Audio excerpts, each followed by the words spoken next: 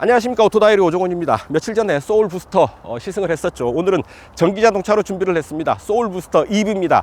갓 출고된 따끈따끈한 차를 타고 나왔습니다. 배터리 용량이 이전에 비해서 2배로 늘었습니다. 64kWh 용량의 배터리를 장착을 해서 최고 출력 150kW, 그러니까 204마력에 해당하는데요. 훨씬 더 강해진 힘을 갖췄습니다. 주행 가는 거리도 확 늘었죠. 1회 충전으로 386km를 달리는 것으로 인증을 받았습니다. 계기판이 알려주는 주행 가는 거리는 훨씬 더 늘어서 400km를 훌쩍 뛰어넘습니다. 훨씬 더 효율적이고 강해진 모습으로 우리 앞에 다시 돌아온 소울 부스터 EV 타고 오늘 시승을 진행하겠습니다. 여러분 함께 하시죠. 네, 뒷좌석에 앉았습니다. 썬팅 필름을 붙여서 이 종이들이 끼워져 있는데요. 이제 막 출고된 차를 시승차로 제공받았습니다. 떼어내고요. 이제 말랐겠죠. 자, 똑바로 앉아보면 이런 자세가 됩니다. 헤드레스트를 좀 올려서 조정을 하면 편안하게 자세를 잡을 수가 있죠. 머리 위로 주먹 하나가 넘는 공간 가지고 있고요. 무릎 앞으로도 주먹 2개가 들어가죠. 주먹 2개가 꽉 끼게 들어갑니다. 차급에 비해서 비교적 여유 있는 실내 공간을 갖췄다고 볼 수 있겠습니다. 버튼을 누르고 있는 동안만 차창이 내려가네요. 차창은 완전히 내려가고요. 도어 트림에는 2단계로 조절 가능한 열선 버튼이 들어와 있습니다. 뒷좌석에 열선이 깔려 있다는 얘기가 되겠죠. 시트는 이렇게 6대4로 폴딩을 할 수가 있죠. 6대4로 접어서 트렁크 공간을 좀 더 넓게 확장할 수도 있겠습니다. 이렇게 2개의 컵홀더가 내장된 암레스트를 사용을 할 수도 있습니다. 가운데는 뭐 손가락 높이 정도의 센터 터널이 살짝 솟아 있는데요. 그렇게 크게 불편하지는 않죠. 센터 터널이 높게 솟은 게 아니어서 살짝 발을 걸쳐서 앉을 수도 있을 테고요. 앞좌석 센터 콘솔 뒤로 USB 포트, 충전용 USB 포트가 하나 들어와 있습니다. 뒷좌석에서 스마트폰 기기 정도 충분히 충전할 수 있을 듯 하고요. 이쪽에 보면 이렇게 도어 손잡이 주변에 사운드 무드 램프죠. 이렇게 그냥 장식처럼 붙여 놓은 부분이지만 음악을 틀게 되면 이 부분이 조명이 빛나면서 좀 더 분위기 있는 실내를 연출해 주게 됩니다. 실내 공간적인 면에서는 상당히 효과적인 실내 공간을 확보했다라고 보입니다. 자, 뒷좌석 이 정도 살펴보시고요. 이제 앞으로 가시죠. 자, 시동을 한번 걸어 볼까요? 카드를 넣어주세요. 자, 엔진 소리가 들리지 않죠. 전기 자동차니까요. 아주 조용하게 스위치 온 하는 개념이고요. 엔진 사운드가 아닌 이런 시스템이 활성화되는 소리가 이 차가 시동이 걸렸다라는 걸 얘기해 주고 있습니다. 계기판은 슈퍼비전 클러스터로 구성되어 있습니다. 아주 깔끔하고 선명한 그래픽이 아주 시원하게 보이는데요. 자, 어떤 부분들이 있는지 한번 볼까요? 자동차 주행 정보, 경제운전 91%, 보통운전 9%, 이렇게 운전 패턴을 얘기해 주고 있습니다. 자, 오늘은 어느 정도 될지요? 일단 초기화해서 시승 동안, 내가 시승하는 동안에 주행 패턴을 이따가 살펴보도록 하죠. 초기화 시켰습니다. 자, 그리고 에너지 흐름도 주행하는 동안에 그 전력의 흐름을 보여주는 거죠. 계기판이 알려주는 이 차 평균 연비 7.2kWh당 7.1km 되네요. 평균 연비는 5.7 더 낮고요. 이따 연비 테스트 할 때 체크해 보도록 하겠습니다. 그리고 내비게이션 연동이 되고요. 운전자 주의 수준, 드라이버 어시스트 기능들이 들어와 있습니다. 타이어 공기압, 차로 이탈 방지 보조 시스템. 운전자 주의 수준은 모두 하나, 둘, 셋, 넷, 5단계로 체크를 하네요. 운전자가 운전에 얼마나 주의 집중을 하는지 5단계로 표시를 해서 보여줍니다. 그래서 헤드업 디스플레이가 컴바이너 타입의 헤드업 디스플레이가 앞에 들어와 있고요. 운전자 보조 시스템, 스마트 크루즈 들어와 있죠. 주행 보조 시스템은 전방 차량 출발 알림, 차로 유지 보조, 고속도로 주행 보조, 고속도로 안전 구간 자동 감속, 고속도로 곡선 구간 자동 감속. 무슨 말씀인지 아시겠죠? 내비게이션 정보에 연동을 해서 과속 단속 카메라가 있다거나 어떤 그 코너가 있다거나 할 때는 차가 스스로 속도를 조절해 줍니다. 운전자 주의 경고, 민감도, 경고 시점, 경고 음량, 전방 안전, 충돌 방지 보조, 충돌 방지 보조가 있고요. 충돌 경고가 있고, 충돌 방지 보조는 제동에까지 개입을 한다라는 얘기가 되겠죠. 차로 안전, 차로 이탈 방지 보조, 차로 이탈 경고, 후측박 안전, 후방 교차 안전, 충돌 방지 보조 뭐 이런 부분들이 있습니다. 도어 잠금, 자동 잠금 해제 이런 부분을 다 일일이 운전자가 조절을 할 수가 있는 거죠. 유틸리티 모드. 유틸리티 모드가 준비되어 있군요. 유틸리티 기능은 전원을 켠 후에 장시간 차를 세워놓고 차 안에 이런저런 전기 장치들을 사용할 때 대응하기 위한 시스템입니다. 12V 배터리를 사용을 하는데요. 장시간 이 12V 배터리를 사용을 하게 되면 방전될 위험이 있죠. 이를 막기 위해서 차를 세워놓고 장시간 내부 기기를 이용을 할 때는 전원을 고압 배터리에서 끌어다 쓰게끔 만들어 놓은 거죠. 보조 배터리로 사용하는 12V 배터리에서 전기를 끌어오는 게 아니고 고압 배터리에서 바로 전기를 끌어다 사용할 수 있게 만들어 놓은 일종의 안전장치입니다. 12V 배터리가 방전되는 것을 막기 위한 장치인 셈이죠. 웰컴 미러, 무선 충전 시스템. 무선 충전 시스템이 그 가운데 되어 있고요. 와이퍼, 라이트 모드, 후진시 뒷유리 와이퍼 작동, 스마트 회생 시스템. 요거 해야죠.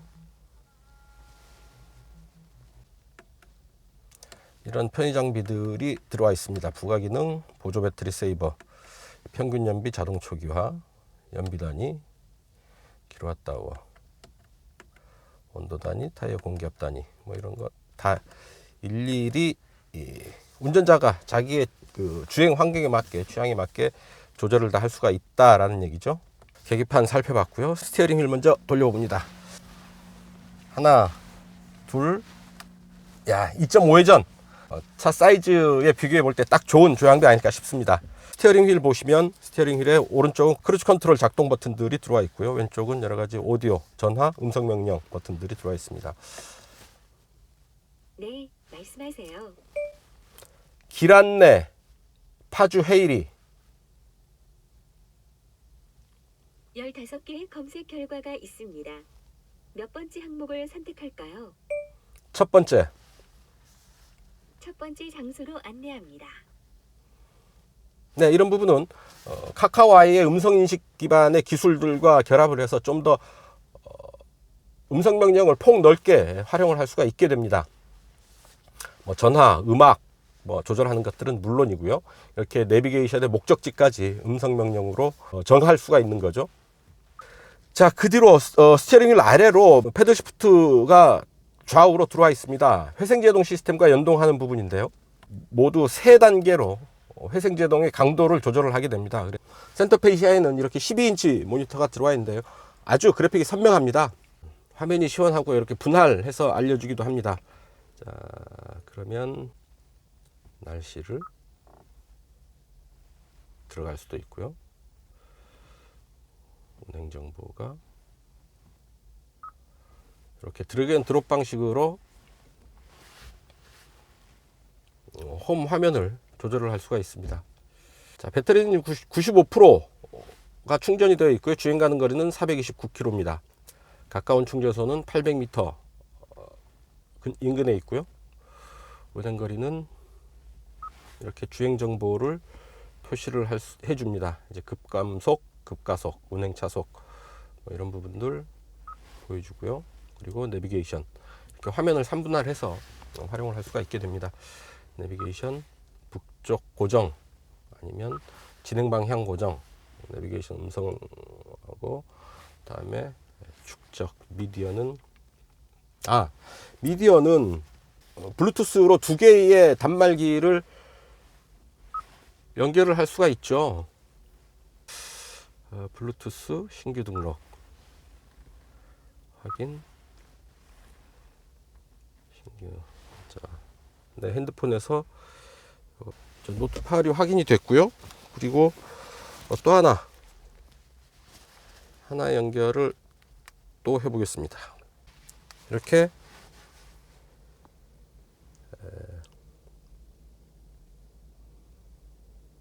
이렇게 블루투스 오디오가 연결이 되고요. 2개가 이제 활성화되죠. 이렇게 블루투스 2개가 활성화가 됩니다. 그러면 미디어에서 블루투스 둘 중에 하나를 선택을 할 수가 있어야 되겠죠. 블루투스 오디오 1, 블루투스 오디오 2 이렇게 활성화가 되네요. 젊은 친구들의 취향을 고려한 그 상품 구성이 아닐까 싶습니다. 밑에 공조 스위치 밑에 2개의 USB 포트, 그리고 하나의 12V 전원구, 그 밑에 무선 충전 시스템이 들어와 있습니다. 그리고 변속 레버, 감속기죠. 전기 자동차에서는 감속기인데요. 감속기를 조절할 수 있는 일종의 변속 레버에 해당하는 부분이죠. 시프트 바이 와이어 방식의 변속 레버를 적용하고 있습니다. 이제 전자식 변속이라고 보면 되겠습니다. 이렇게 보면 R, N, D 이렇게 되어 있고요. 버튼을 가운데를 누르면 이제 주차가 됩니다. 스타트, 스톱 버튼이 있고요. 그리고 3단계로 조절 가능한 열선 시트, 그리고 3단계로 조절 가능한 냉풍 시트 들어와 있습니다. 노멀, 스포츠, 에코 이렇게 3단계로 주행 모드를 선택할 수가 있는데요. 드라이브 모드를 길게 누르면 에코 플러스 모드가 됩니다. 그래서 만약에 배터리가 거의 떨어져 간다, 모든 에너지를 초절전해야 된다라는 상황에서는 에코 플러스 모드가 도움이 되지 않을까 싶습니다. 여기 보면 충전소 검색이 있죠. 가까운 주변에 충전소들이 어디 있는지 이렇게 표시를 해줍니다. 누르면 바로 이제 내비게이션과 연동을 해서 그쪽을 경유지로 추가해서 갈 수가 있죠. 필터, 급속 충전, 완속 충전 이렇게 필터를 줘서 검색을 할 수도 있습니다. 자, 사운드 무드 램프가 있는데 어두운 곳에서는 조명이 좀 잘 보일 텐데 지금 밝은 낮이어서 이 부분 잘 눈에 띄진 않습니다. 밝은 데서는 사실 무용지물입니다. 송풍구 옆에 스피커를 같이 달아놔서 인테리어 구성을 색다르게 한 부분이 돋보입니다. 도어 패널 아래쪽에도 이 무드 조명, 사운드 무드 램프를 같이 사운드 무드 램프와 연동을 시키는 부분을 배치를 해서 좀 더 색다른 그런 인테리어를 구성하고 있다라고 보입니다. 선루프가 없습니다. 선루프가 없어서 카메라 장착하는데 좀 애로사항이 있는데요. 사실 선루프는 크게 의미를 두지 않는 게 카메라를 장착할 때 더 많이 사용을 하거든요. 그래서 일반인들은 선루프 없어도 그게 상관이 없지 않을까 하는 생각을 해봅니다. 자, 이제 대충 살펴봤고요. 직접 움직이면서 이 차의 느낌 여러분들과 함께 공유해 보도록 하겠습니다. 이제 출발합니다. 한강 공원에서 잠깐 촬영을 했고요. 이제 나가는 길인데요. 자, 친환경 자동차로 분류가 돼서 주차비 할인 혜택을 받을 수가 있죠. 50% 할인됩니다.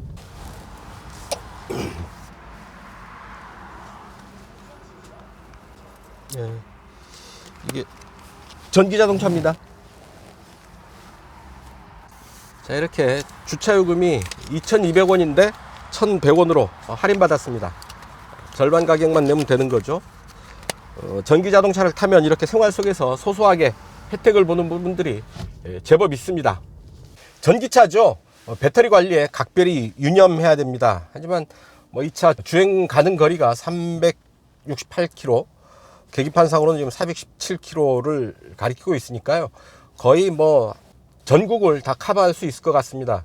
일단 한번 지금 배터리 상태는 90%인데요. 주행 가는 거리 417km를 가리키고 있습니다. 근데 주행 모드에 따라서 달라지죠. 노멀에서는 409km, 스포츠 모드에는 401km, 그리고 에코 모드는 417km를 가리키고 있습니다. 그리고 에코 모드, 에코 플러스 모드에서 주행 가는 거리는 변화가 없습니다. 하지만 실제 주행 상황에서는 조금 더 갈 수 있지 않을까 기대해 보고요. 에코 플러스 모드로 가니까 주행 속도가 90km 리밋이 걸리네요. 90km 이상으로 못 가게 되어 있습니다. 하지만 에코 프로에서도 가속 페달을 계속 밟으면 90km 이상은 가능하고요. 계기판에서 깜빡깜빡 거리면서 90km 넘고 있어 경고를 하는 정도입니다. 지금 지도를 보면 거의 남한의 거의 전 구간을 지금 배터리 90% 상태에서 갈 수 있다라고 표시되고 있습니다. 지금 여기는 자유로상의 자유로 휴게소거든요. 일산을 지나온 지점인데 남한의 거의 전 구간을 지금 갈 수 있는 것으로 나오고 있습니다. 슬림 패키지가 있습니다. 지금 100kW, 136마력 정도의 출력이 되겠죠. 어쨌든 나의 주행 상황에 맞춰서 차를 골라서 선택할 수가 있다라는 얘기고요. 슬림 패키지를 이용할 때 1회 충전 주행 가는 거리는 250km가 됩니다. 주행 가는 거리 250km라고 해도 서울에서 대전을 충분히 커버할 수 있고요. 중간에 충전소들이 많이 있어서 슬림 패키지를 이용을 해도 실생활에서 크게 불편함은 없지 않을까 생각을 해봅니다. 일단 부리부리했던 눈이 아주 실눈이 됐죠. 아주 얇은 헤드램프로 교체를 했습니다. 눈을 가늘게 뜬 그런 느낌이죠. 그리고 좌우 램프를 이렇게 연결을 해 놨고요. 색다르게 변했죠. 엔진룸, 여러분, 엔진룸에 엔진이 없죠. 모터가 있으니까 모터룸이라고 해야 될까요? 뭐 전기, 뭐 두꺼비 집이라고 해야 될까요? 전기가 있으니까. 어쨌든 그 보닛을 열어보면 엔진에 해당하는 모터 파워트레인이 아주 낮게 배치되어 있습니다. 그 보닛 상단에 맞춰서 올라와 있는 게 아니라 안으로 쑥 꺼졌다는 느낌이 들 정도로 그 모터 파워트레인이 낮게 이제 세팅이 된 거죠. 무게중심이라는 측면에서 볼 때 훨씬 좀 유리한 그런 모습이 아닐까 싶습니다. 뒷모습도 상당히 개성이 강한 모습인데요. 램프들이 이제 뒷창을 이제 감싸듯이 이렇게 포유하듯이 둘러싸고 있고요. 상당히 박스 스타일의 버디죠. 실내 공간을 아주 최대화하고 있고요. 트렁크에는 펑크가 났을 때 대응할 수 있는 컴프레셔 키트가 들어와 있고, 충전선이 또 이제 트렁크에 준비가 되어 있네요. 자, 프레스티지와 노블레스 두 가지 트림이 있는데요. 옵션 차이입니다. 옵션들 프레스티지 4,630만원, 노블레스 4,830만원, 200만원 차이를 두고 두 가지 트림이 적용되어 있습니다. 아주 편안하게 움직이는데요. 느낌이 거의 그 저항이 없는 길을 미끄러지는 느낌? 기름이 잘 발라진 그 도로 위를 미끄러지는 그런 느낌입니다. 어떤 그 도로의 노면의 저항감이 전혀 느껴지지 않고요. 내연기관 자동차를 탔을 때보다 훨씬 더 저항이 없는, 저항이 덜한, 그래서 미끄러지듯이 움직이는 그런 느낌이 아주 강합니다. 가볍게 움직이고요. 스티어링 휠도 저항이 거의 없습니다. 아주 경쾌하게 가볍게 스티어링 휠도 조작이 되고, 차의 반응이 뭔가 다르다라는 느낌이 확 옵니다. 자, 크루즈 컨트롤, 어댑티브 크루즈 컨트롤 세팅을 해볼까요? 85km에 세팅을 했고요. 아주 헤드업 디스플레이가 아주 컬러풀하네요. 아주 많은 정보들을 표시하고 있는데요. 내비게이션, 그리고 현재 속도, 설정 속도, 차로 이탈 어시스트 들이 그대로 헤드업 디스플레이에 표시가 됩니다. 계기판에 보이는 거의 대부분의 정보가 그대로 헤드업 디스플레이에 올라오니까요. 굳이 고개를 숙여서 계기판을 보지 않고도 주행에 필요한 많은 정보들을 알 수가 있겠습니다. 조향 지원을 하죠. 스스로 조향에 개입해서 차로를 따라서 돌아 나갑니다. 차간 거리는 하나, 둘, 세 단계로 조절이 되고요. 일단 차로의 중앙을 잘 유지하고 움직인다라는 것 알 수 있겠고요. 자, 이 전기차 모터 기반으로 움직이는 차죠. 지금 뭐 90km 속도인데도요, 여기서 킥다운을 걸면 차체가 아주 강하게 반응을 합니다. 이런 거죠. 어이쿠, 밟는 순간 바로 시트가 몸을 밉니다. 전기 모터는 뭐 거의 급격하게 이제 순간 회전 속도를 올릴 수 있으니까요. 이런 순간 가속에 특히 강한 면모를 보이죠. 전기 자동차는 모터 기반으로 움직이는 만큼 이렇게 순간 가속에 아주 강한 면모를 보입니다. 이렇게 천천히 달리다가도 가속을 쭉 하면 시트가 몸을 확 밀어주는 그런 아주 강한 가속감을 느끼게 됩니다. 에코 플러스 모드에서도 이런 반응이 나오는데요. 스포츠 모드에서는 어느 정도일까요? 자, 스포츠 모드로 쭉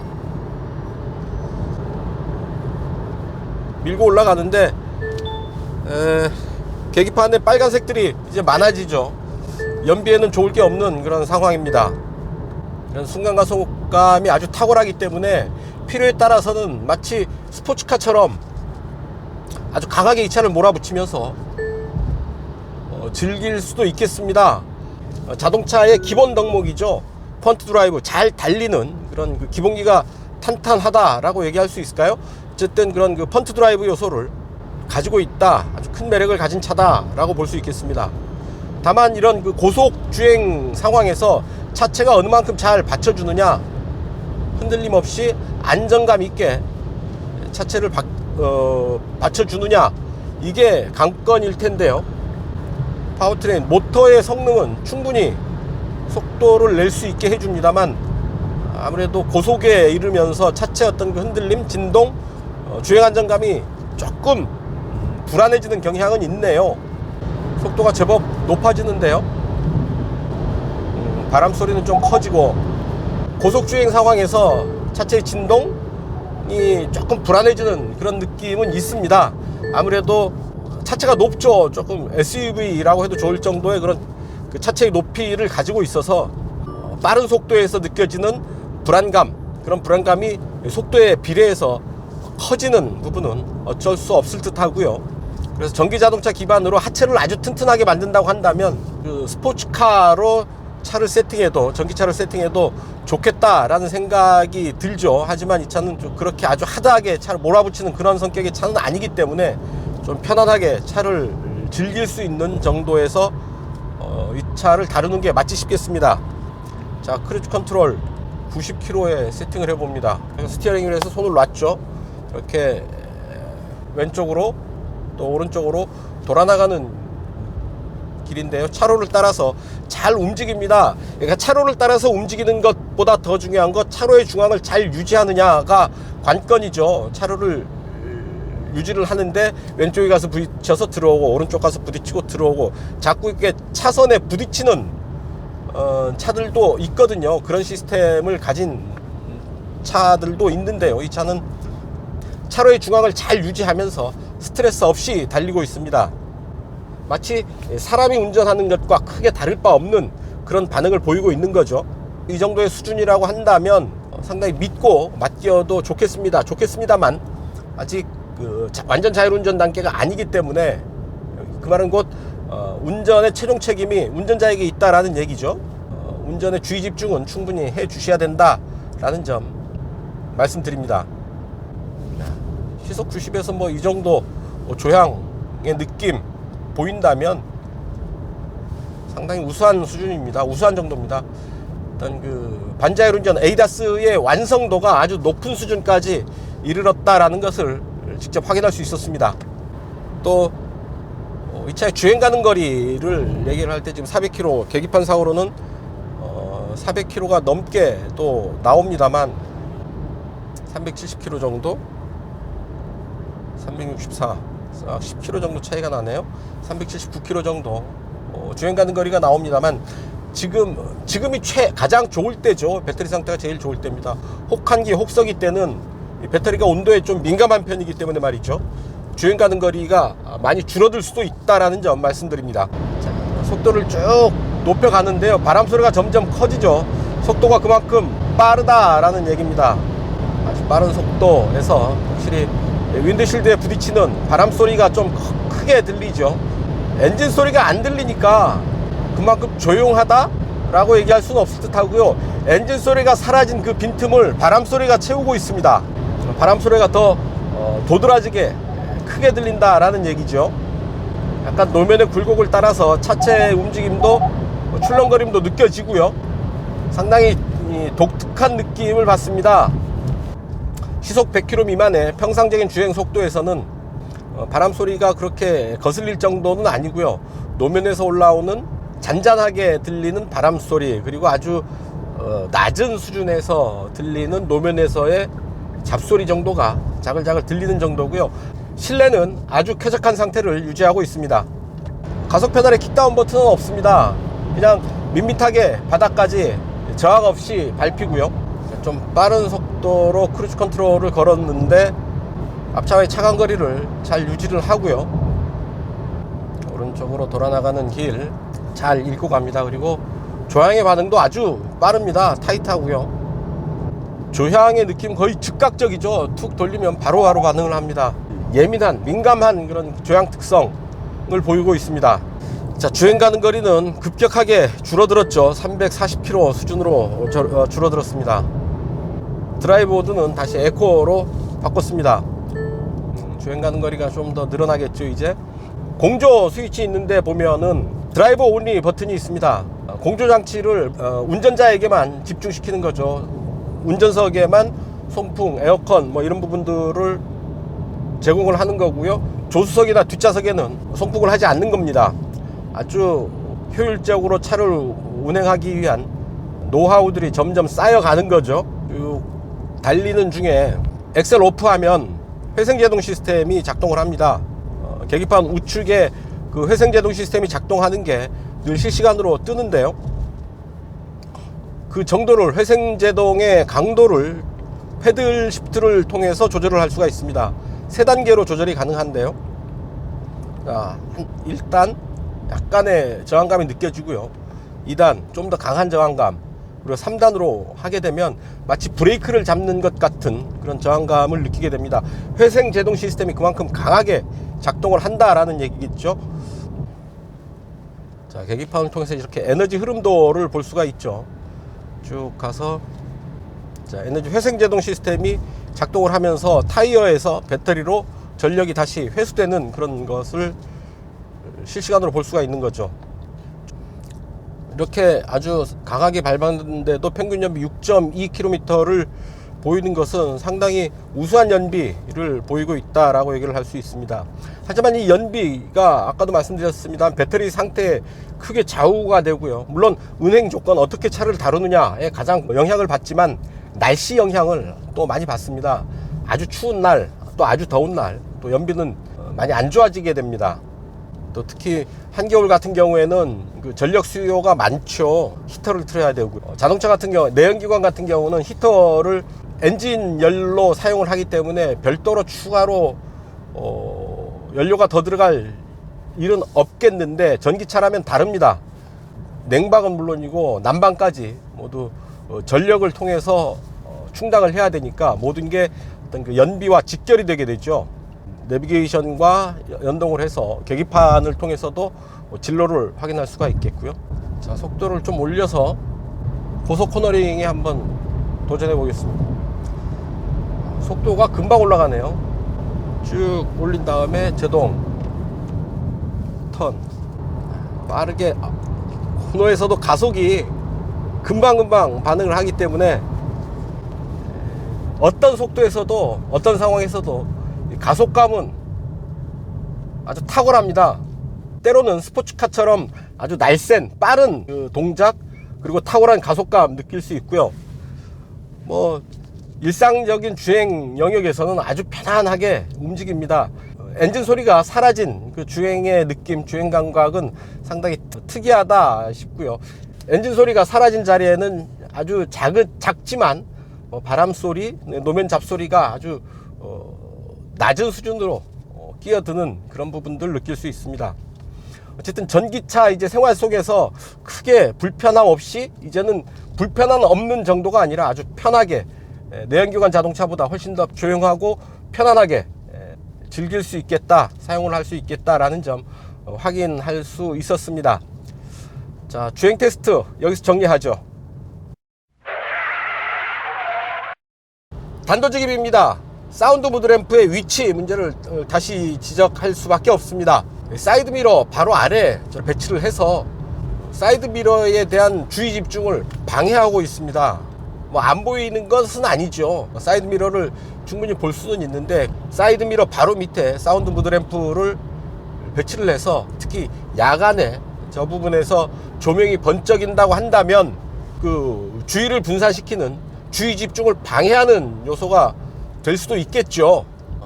저 부분은 원래 있던 자리, 그러니까 도어 하단부 깊숙한 곳에 있어야지 오히려 그것이 어둡기 때문에 좀 더 무드램프로서의 역할도 더 효과적으로 할 수 있을 테고요. 사이드 미러에 대한 주의 집중을 방해하지도 않게 되고요. 그래서 사운드 무드램프는 저거를 자랑하고 싶은 개발진들의 의도는 알겠으나 그 위치는 지금 위쪽보다는 아래쪽으로 원래 있던 자리로 돌아가는 것이 훨씬 효과적이겠다라는 생각을 해봅니다. 뒷창은 원 버튼으로 작동이 안 되죠. 버튼을 누르고 있는 동안만 작동이 됩니다. 원 버튼으로 작동이 되는 게 훨씬 더 편하겠죠. 아래급 차, 저급 차는 아닌데요. 그래도 4천만 원이 넘는 차인데요. 하나, 둘, 셋.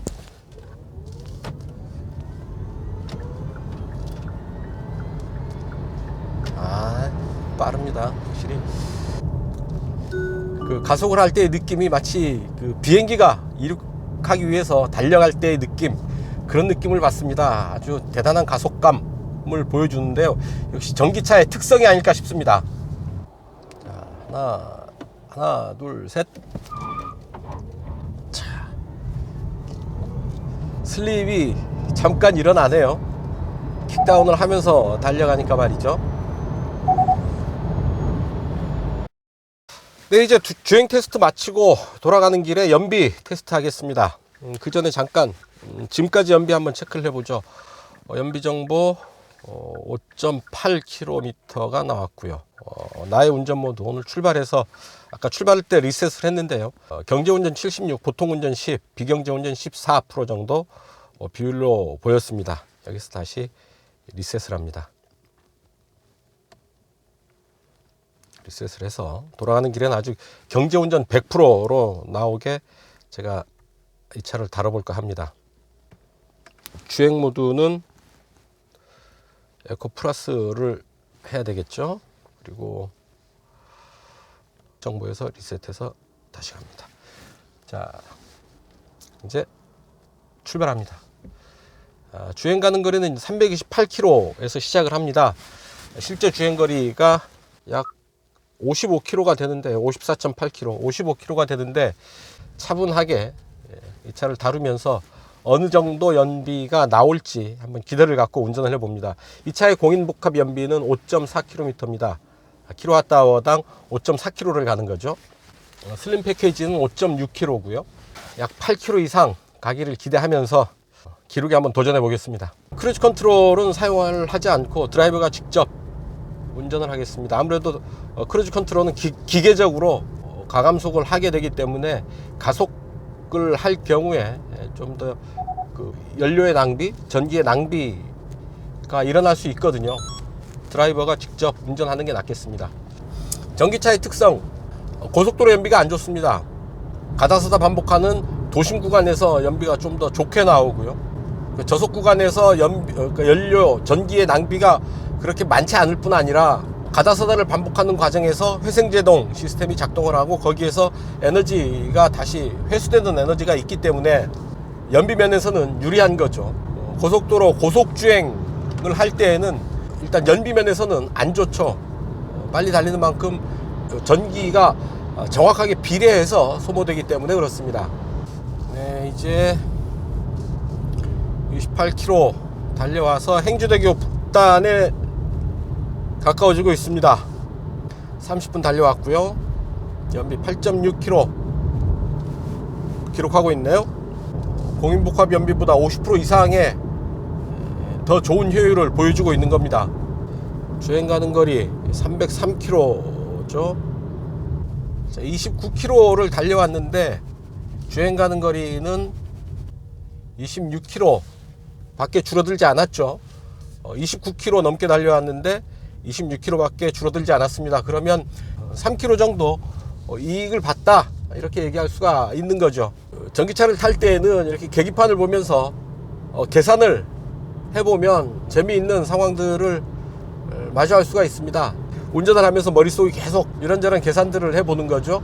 자, 이제 행주대교를 지나서 올림픽대로로 갈아타서 이수교차로까지 달리겠습니다. 이렇게 현재 전력 소모량도 이렇게 분석해서 보여주는군요. 이 차에는 예약 충전을 할 수가 있는데요. 예약 충전도 배터리를 100% 다 채울 필요가 없을 때는 80%만 채워라, 60%만 채우자, 이렇게 정할 수가 있습니다. 충전 목표를 따라 정해서 좀 더 효율적으로 시간 관리를 할 수가 있는 거죠. 자, 에코드라이브 환경 기어도 6.4kg의 이산화탄소를 발생시키지 않았습니다. 그러니까 내연기관 차를 탔을 때 발생할 이산화탄소의 양을 계산해서 알려주는 거죠. 그만큼 환경에 기여한다라는 자부심을 북돋아 주는 겁니다. 이산화탄소 감축량이 6.5kg네요. 자동차 하나로만 본다면 뭐 그렇게 많지 않은 소소한 그런 그 양이겠습니다만, 이런 것 많은 차들이 이런 그 모이면, 친환경 자동차들이 많아지면 환경에도 훨씬 더 좋은 기여를 할 수 있다라는 것을 이런 부분을 통해서 알 수 있지 않을까 싶습니다. 자, 이제 가양대교를 앞두고 교통체증 구간이 시작되고 있습니다. 여기서부터 연비가 오히려 더 좋아질 수가 있죠. 체증 구간에서 가다서다를 반복하는 구간에서